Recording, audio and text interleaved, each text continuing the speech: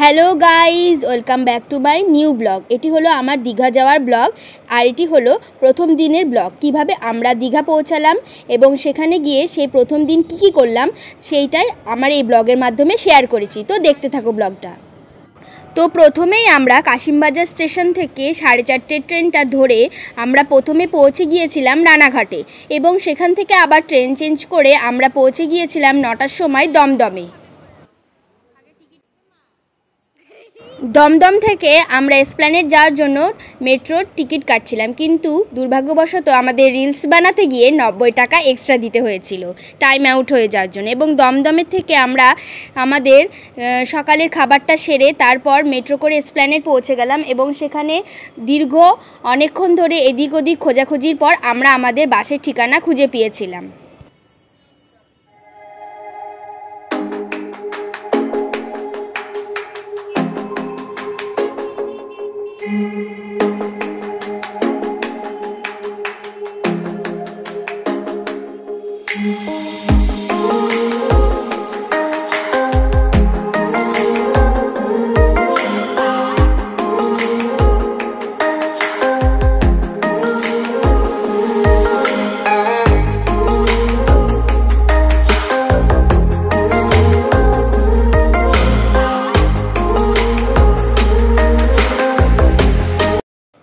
আমরা আমাদের room book করে রেখেছিলাম আগে থেকে, সেটা ছিল স্বরলিপি গেস্ট হাউস, এবং সেখানে পৌঁছে আমরা প্রথম দিন গিয়েছিলাম ওল্ড দীঘা সি বিচ ঘুরতে।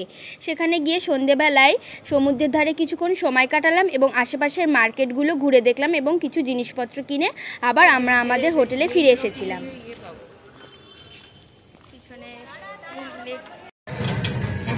হাই কর, তুমি একটু এনার্জি দেখা।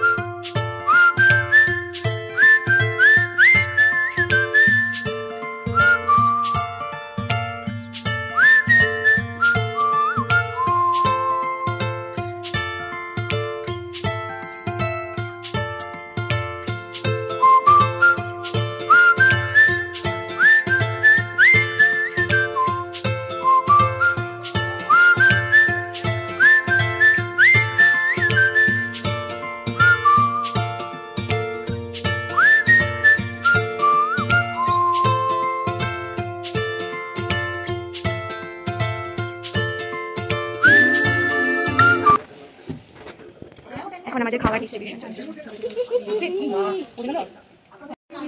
এই কারে হাতের সাথে উঠে চলে আসছে এখানে, দাঁড়া আসবে। এবার আমাদের করে দে একটু।